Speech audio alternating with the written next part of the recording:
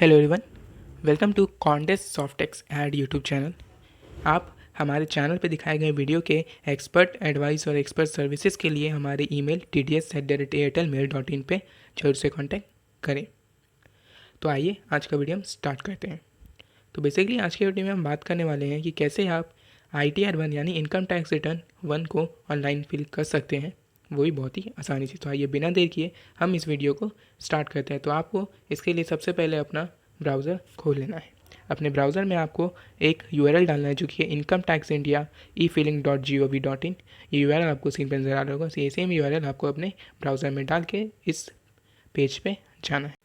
URL डालने के बाद आपके सामने एक पेज लोड होना स्टार्ट करेगा, जिसका इंटरफेस कुछ इस तरह से आपको नज़र आएगा। तो सबसे पहले आपको इसको यहाँ पे से क्रॉस पे क्लिक करके हटा देना है। तो यहाँ पे कट पे क्लिक कर दीजिए। उसके बाद आपको यहाँ पे लॉगिन करना है। अगर आप यहाँ पे रजिस्टर्ड नहीं है तो पहले आपको यहाँ पे अपने रजिस्टर करना पड़ेगा। और आप अगर चाहते हैं कि कैसे रजिस्टर करना है तो हमें कमेंट करके बता दें, हम उसके लिए सेपरेट वीडियो बना देंगे। तो आइए हम लॉगिन करते हैं। तो आपको यहाँ लॉगिन पर क्लिक कर देना है, जिसके बाद आपके सामने पेज खुलेगा जिसमें आपको अपना यूज़र नेम और पासवर्ड डाल के फिर कैप्चा फिल करना होगा और लॉगिन करना होगा। तो आइए हम अपना यूज़र नेम और पासवर्ड डाल के इसमें लॉगिन करते हैं।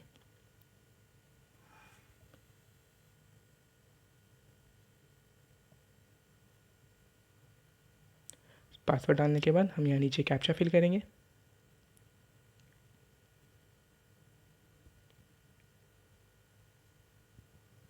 कैप्चा फिल करने के बाद हम यहाँ नीचे लॉगिन के बटन पर क्लिक कर देंगे। जैसे हम लॉगिन का बटन पर क्लिक करेंगे उसके बाद हमारे सामने डैशबोर्ड खुलेगा जो कि कुछ इस तरह का नज़र आएगा। यहाँ पे हमें feeling of income tax return जो कि पहला ऑप्शन नज़र आ रहा है, आपको उस ऑप्शन पे जाना है। तो इस ऑप्शन पर आपको क्लिक कर देना है। तो हम जैसे इस पर क्लिक करेंगे उसके बाद हमारे सामने एक पेज खुलेगा जो कि कुछ इस तरह का नज़र आएगा। यहाँ पे आपको अपना पेन नंबर शो करना होगा, जिसके बाद आपको असेसमेंट ईयर सेलेक्ट करना है, जिसके लिए आपको ITR फिल करना है। तो वो आप असेसमेंट ईयर सेलेक्ट कर लें। उसके बाद आपको यहाँ पे ITR फॉर्म नंबर, जैसे हम ITR-1 फिल करेंगे तो हम ITR-1 सेलेक्ट कर लेंगे। फिर हम फिलिंग टाइप और सबमिशन मोड में हम अपलोड XML नहीं करेंगे, क्योंकि अपलोड XML ऑफलाइन मोड के लिए होता है। प्रिपेयर एंड सबमिट ऑनलाइन पर क्लिक करेंगे।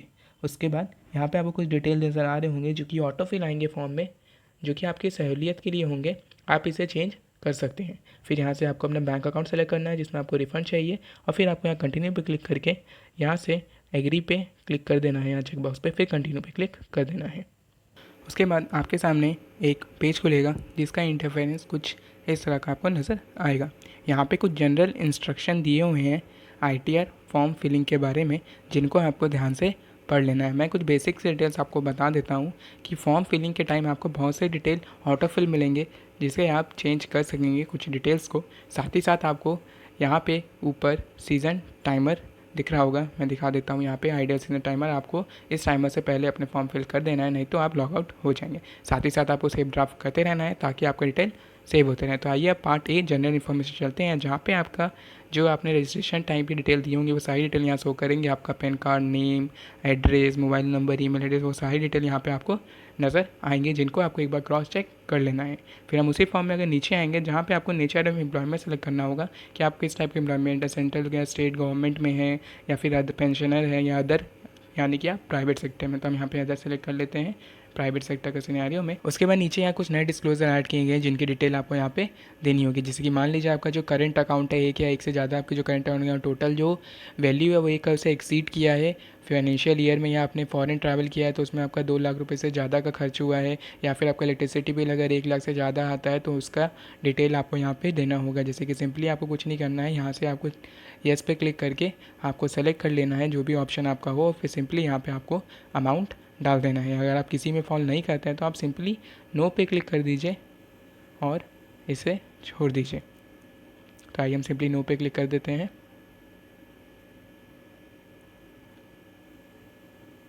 उसके बाद यहाँ पे चालान रिसीप्ट नंबर जो है ये आपका ITR फिल करने के बाद आ जाएगा। फिर सेव ड्राफ्ट करते रहिए ताकि आपका डेटा सेव होते रहे। तो हम सेव ड्राफ्ट पे क्लिक कर देते हैं। उसके बाद हम चलते हैं commutation of income and tax पे।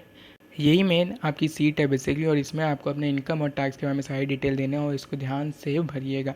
तो यहाँ पे आपका जो ग्रोस सैलरी है वो ऑटो फिल आएगा, जो कि आपके फॉर्म 16 के अकॉर्डिंग आएगा। बट फिर भी आपको अपना फॉर्म 16 अपने पास रखना है और सारे ही वैल्यू एक बार फॉर्म 16 से मिला लेनी है, नहीं तो अगर डिफरेंस होने पर आपके पास एक मिसमैच का नोटिस आ सकता है। उसके बाद यहाँ पे अलाउंस में है, जिसमें आपको कई सारे ऑप्शन मिलते हैं। आप कौन से कैटेगरी में फिल करते हैं वो आपको सेलेक्ट करके बेसिकली यहाँ पे फिल कर देना है उसके अमाउंट, और अगर आप नहीं है तो आप इसे खाली छोड़ दें। उसके बाद हम यहाँ नीचे आएंगे, जो कि आपके सैलरी के अकॉर्डिंग ऑटोमेटिक जो है वो डिडक्शन फिल होके आ जाती है आपके फॉर्म 16 के अकॉर्डिंग। आपको इसमें यहाँ पे कोई चेंजेस करने की ज़रूरत नहीं होता है। बट अगर आपका प्रोफेशनल टैक्स कटा है तो आप यहाँ पे उसका वैल्यू डाल दें अपना फॉर्म 16 को देख के, उसमें वो वैल्यू दी होगी। नहीं कटा हुआ है तो आप बेसिकली यहाँ पे 0 करके इसे छोड़ दें। फिर हम यहाँ नीचे आते हैं जहाँ पे टाइप ऑफ हाउस प्रॉपर्टी है।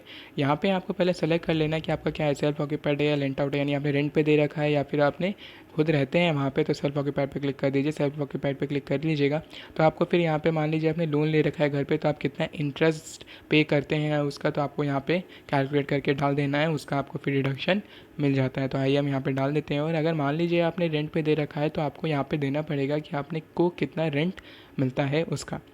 उसके बाद हम यहाँ नीचे आते हैं जहाँ पे आपको अगर इनकम फ्रॉम अदर सोर्स दिखाना है, मान लीजिए आपको कोई अदर सोर्स से इनकम है तो आपको यहाँ पे दिखाना पड़ेगा। जैसे कि बहुत से लोग भूल जाते हैं कि सेविंग अकाउंट जो है उसमें से आपका इंटरेस्ट बनता रहता है, जो इसका आपका एक अदर सोर्स का इनकम होता है। साथ ही साथ अगर कोई और है तो आप ऐड करके यहाँ पे सेलेक्ट कर लें कि आपका दूसरा कोई सोर्स हो, तो फिर यहाँ पे आपको वो अमाउंट डाल देना है कि आपका इंटरेस्ट कितना हुआ है साल भर का। तो आप इसे अपने बैंक स्टेटमेंट में देख सकते हैं। अपना बैंक स्टेटमेंट रखिए अपने पास साल भर का और उससे वहाँ पे कैलकुलेट करके फिल कर दें।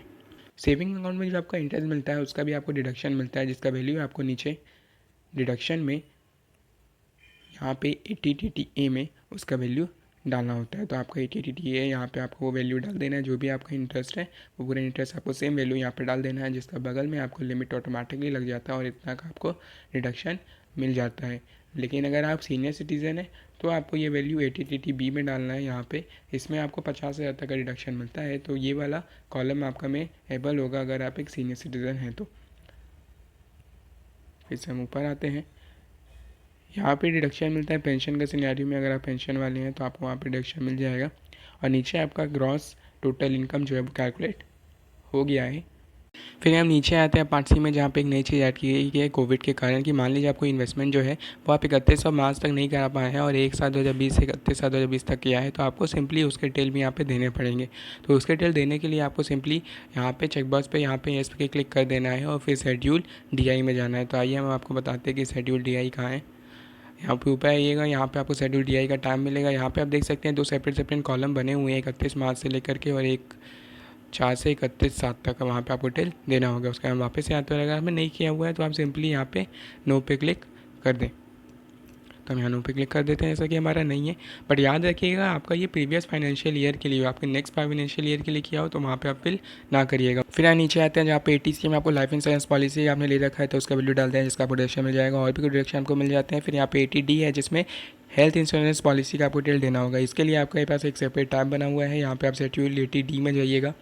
यहाँ पे आप देख सकते हैं यहाँ पे आपको ऑप्शन मिल जाते हैं। पहला वाला ऑप्शन ये आपसे पूछ रहा है कि वेदर यू और your family member excluding parents या सीनियर सिटीजन, यानी कि आप सीनियर सिटीजन हैं नहीं, अगर हैं तो आप इस पर क्लिक करके सिंपली यहाँ पे आपको अपना हेल्थ इंश्योरेंस का अमाउंट डाल देना है। फिर नीचे में आपको पूछता है कि आपका हेल्थ चेकअप में जो आपके खर्चे हैं वो आपको यहाँ पे डाल देना है, तो आपको उसका मिल जाएगा। लेकिन ये उनके लिए है जो एक सीनियर सिटीज़न हो बेसिकली। अगर आप नहीं है तो आपको सिंपली यहाँ पे नो कर देना है और आपको इन्हें फिल नहीं करना है। तो जैसे कि मैंने आपको फिल करके दिखाया वैसे से फिल कर सकते हैं।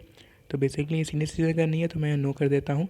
फिर सेकंड नंबर में आपसे पूछता है कि whether any one of your parents से सीनियर सिटीजन, या कि आपका पेरेंट्स है वो सीनियर सिटीज़न है, तो आपको फिर यहाँ पे येस करना है। अगर नहीं है तो आप सिंपली नो कर सकते हैं। तो यहाँ पे आपको सिंपली येस कर दीजिए। फिर उसका आपको हेल्थ इंश्योरेंस और प्रिवेंटिव चेकअप का अमाउंट डाल देना है वैसे ही। चलिए हम वापस से computation of income and tax वाले पेज पे चलते हैं। अब हमने यहाँ पे डिडक्शन में 80D को समझ लिया और 80D के बाद जो डिडक्शन है वो काफ़ी कम लोगों पे एप्लीकेबल होती है। आप देख सकते हैं कि आपके लिए कौन सी एप्लीकेबल है, आप उस हिसाब से यहाँ पे फिल कर सकते हैं। उसके अलावा हम आपको यहाँ पे 80G बता देते हैं। 80G जो है ये डिडक्शन जो है ये डोनेशन या चैरिटी में आपने दिया हो उसके लिए है बेसिकली। इसके लिए आपको शेड्यूल 80G फिल करना पड़ेगा, ये हम बता देते हैं। यहाँ पे आपको शेड्यूल 80G मिल जाएगा। यहाँ पे आपको पूरी डिटेल देनी पड़ेगी, डोनेशन आपने कहाँ किया है, एड्रेस क्या है, उसका कितना अमाउंट वगैरह सभी डिटेल। यहाँ पे 4 अलग अलग लिमिट है तो आपको बेसिकली पता होना चाहिए कि उसकी लिमिट कौन सी है। आप देख सकते हैं इन चारों में आप चाहें तो वहाँ से पूछ सकते हैं जो आपने डोनेशन दिया है कि ये कौन से लिमिट में फॉल करता है, उस हिसाब से यहाँ पे आपको कैटेगरी फिल कर देना है। तो आइए वापस से computation of income and tax पे चलते हैं। यहाँ पे 80G फिल करने के बाद हम यहाँ नीचे आते हैं। उसके बाद जहाँ पे हमें मिलता है 80GG जहाँ पे हमें रेंट पे का देना होता है, उसके बाद 80GGA जो कि बेसिकली डोनेशन जो आपने रिसर्च पर्पस वगैरह में दिया हो उसका डिटेल आपको देना पड़ता है। इसके लिए भी आपको शेड्यूल अलग से फिल करना होता है। तो आइए हम बता देते हैं आपको कि इसका शेड्यूल आप कहाँ फिल कर सकते हो। तो यहाँ आप देख सकते हैं आपको शेड्यूल 80GGA मिल जाता है। इस शेड्यूल में आपको जाना है। तो चलिए हम इस शेड्यूल पर चलते हैं। फिर ये शेड्यूल में आपको यहाँ पे कई सारी डिटेल मिल जाएंगी। ये सारी डिटेल आपको देख लेना और फिल कर लेना है। फिर हम वापस से चलते हैं कंप्यूटेशन इनकम एंड टैक्स पे। फिर यहाँ पे आने के बाद आपको कुछ और बेसिक से डिडक्शन का ऑप्शन मिल जाते हैं, जैसे कि पॉलिटिकल पार्टीज़ में आपने कुछ दिया हो या फिर और भी, तो आपको देख लेना आप किसमें फॉल करते हैं। वो कैटेगरी के हिसाब से आपको यहाँ पे अमाउंट डाल देना है। उसके बाद आपको अपना सारा डिडक्शन एक बार क्रॉस चेक कर लेना है कि सारा डिडक्शन हमने सही से फिल किया हुआ है या नहीं। यहाँ पे आपको डिसेबिलिटी में भी आप डिडक्शन ले सकते हैं। यहाँ पे आपको सेलेक्ट कर लेना अगर आप ऑप्शन फिल करते हैं या नहीं। उसके बाद यहाँ पे अपना टोटल इनकम भी देख सकते हैं हम, यहाँ पे शो कर रहा होगा। उसके बाद हम आते हैं एग्जाम्प्ट इनकम में, जहाँ पे आपको वैसे इनकम शो करने होते हैं जिस पर टैक्स तो नहीं लगता, लेकिन आपको आईटीआर में दिखाना होता है। फॉर इंस्टेंट आप एग्रीकल्चर से आपका इनकम है 5000 से कम, तो आप ये फॉर्म फिल कर सकते हैं, अदरवाइज आप ये फॉर्म फिल नहीं कर सकते। फिर अगर आप कोई अदर कैटेगरी में फॉल करते हैं तो आपको सिंपली यहाँ पे एनी अदर से सेलेक्ट करने के बाद यहाँ पे डिस्क्रिप्शन में डाल देना है कि किस सोर्स से आपके पास पैसा है जिसमें टैक्स नहीं करता, और फिर आपको सिंपली वो अमाउंट डाल देना है। अगर आप इनमें से कोई भी कैटेगरी फॉल नहीं करते हैं तो आप सिंपली यहाँ पे से सेलेक्ट ऑप्शन पर क्लिक करके खाली भी छोड़ सकते हैं। तो हम से खाली छोड़ देते हैं। उसके बाद हम यहाँ पार्ट डी में आते हैं कंप्यूटेशन और टैक्स पेएबल में। यहाँ पे बेसिकली आपको करना तो कुछ नहीं है, ये ऑटोमेटिक कैलकुलेट होता है जो भी आपने अभी तक टोटल इनकम और रिडक्शन में डाला उसके अकॉर्डिंग। लेकिन यहाँ पे आपको जो relief under section 89 form 10E के अकॉर्डिंग है, वो यहाँ पे आपको क्लेम करना पड़ता है मैनुअली। उसका अमाउंट अगर आपको डालना है तो आप यहाँ पे डाल सकते हैं अगर आपको मिला हुआ है। उसके बाद यहाँ हम सेव ड्राफ्ट पे क्लिक करके इसे सेव कर लेते हैं। फिर हम चलते हैं अब नेक्स्ट पेज की ओर, जो कि है टैक्स डिटेल का। यहाँ पे आप देख सकते हैं जो इनका टीडीएस कटा है वो फॉर्म 26 एएस के अकॉर्डिंग यहाँ शो कर रहा है, जिसे आपको एक बार क्रॉस चेक कर लेना है। यहाँ पे आपको अपना सैलरी भी शो कर दे रहा है, जिसको आपको अपना फॉर्म 16 से मैच कर लेना है। अगर ये डिफरेंस होता है और टैली नहीं करता तो आपके पास मैच का नोटिस आ सकता है, तो इसे एक बार ध्यान से चेक कर लें। फिर यहाँ नीचे आते हैं जहाँ पे आपको कोई अदर सोर्स का इनकम से अगर आपका टीडीएस कटा है वो डिटेल यहाँ पे शो कर जाएंगे। जैसे कि इनके सिनेरियो में नहीं कटा हुआ है तो ये देख सकते हैं यहाँ खाली है, अगर कटा होगा तो यहाँ पे ये शो करेगा। फिर हम और अगर नीचे आते हैं जहाँ पे आप देख सकते हैं detail of advance tax and self assessment tax payment का डिटेल आपको देना है। ये बहुत से लोग भूल जाते हैं, लेकिन आपको ध्यान से डिटेल दे देना है। आपको ये डिटेल चालान में मिल जाएंगे, वहाँ से हम यहाँ डिटेल डाल पाएंगे। आप सेव ड्राफ्ट कर लेते हैं और फिर हम चलते हैं आगे टैक्स पेड एंड वेरिफिकेशन पे। यहाँ पे आप देख सकते हैं कि आपका टीडीएस क्लेम कितना आ रहा है, आपने टोटल एडवांस टैक्स कितना पे किया या टोटल सेल्फ असेसमेंट टैक्स कितना पे किया या टीसीएस कितना है, वो आप यहाँ पे देख सकते हैं। फिर यहाँ पे आप टोटल टैक्स पेड भी देख सकते हैं कितना हमने पे रखा है या कितना अमाउंट पेएबल है, वो भी यहाँ पे आप देख पाएंगे। तो हमारा अमाउंट पेएबल जैसे कि 0 है बेसिकली, क्योंकि हमें कई सारे डिडक्शन करके यहाँ पे हमारा रिफंड मिल जाता है टैक्स में, जैसे कि आप देख सकते हैं। हम इसी तरह से आईटीआर फिल करने की कोशिश करते हैं सभी का, जिसके लिए आप हमसे कांटेक्ट कर सकते हैं हमारी ईमेल आईडी पे, जो कि हमने आपको एंड स्क्रीन ऑन स्टार्टिंग में बताया। फिर हम वापस से आते हैं यहाँ पे आप देख सकते हैं। उसके बाद हम यहाँ नीचे आएंगे जहाँ पे हमें बैंक अकाउंट सेलेक्ट करना है जिसमें हमें रिफ़ंड चाहिए, तो आप यहाँ पे सेलेक्ट कर सकते हैं। आप चाहें तो यहाँ पे बैंक अकाउंट अगर आपको कोई और डालना है तो यहाँ पे आप ऐड में ऑप्शन में जाके वो बैंक अकाउंट डिटेल यहाँ पे देख सकते हैं। फिर उसके बाद हम यहाँ पे वापस एक बार आपको यहाँ पे एक शेड्यूल डीआई के बारे में बता दें कि ये कोविड के कारण एक नया टास्क आया हुआ है, जिसमें आपको डिटेल देना है कि आप 1/4/2020 से 31/7/2020 तक आपने कोई इन्वेस्टमेंट की है जो कि आपको प्रीवियस फाइनेंशियल में करना था, लेकिन आप कोविड के कारण 31 मार्च तक नहीं कर पाए, तो उसकी डिटेल आपको यहाँ पे सेपरेटली देनी होगी। इसको आप ध्यान से फिल कर लें। बट ये प्रीवियस के लिए हो, ये अगर नेक्स्ट के लिए ही है तो आपको इसे फिल नहीं करना है। फिर अब हम यहाँ पे नीचे आते हैं वेरिफिकेशन में। उससे पहले यहाँ पे आपको शेड्यूल 80G और सारे ही टाइम एक बार क्रॉस चेक कर लेना है। फिर यहाँ वेरिफिकेशन में आते हैं जहाँ पे आपको यहाँ पे आपका नाम शो कर रहा होगा। फिर आपको यहाँ पे प्लेस का डाल देना है कि आप कौन सा प्लेस है, तो आइए हम प्लेस डाल देते हैं।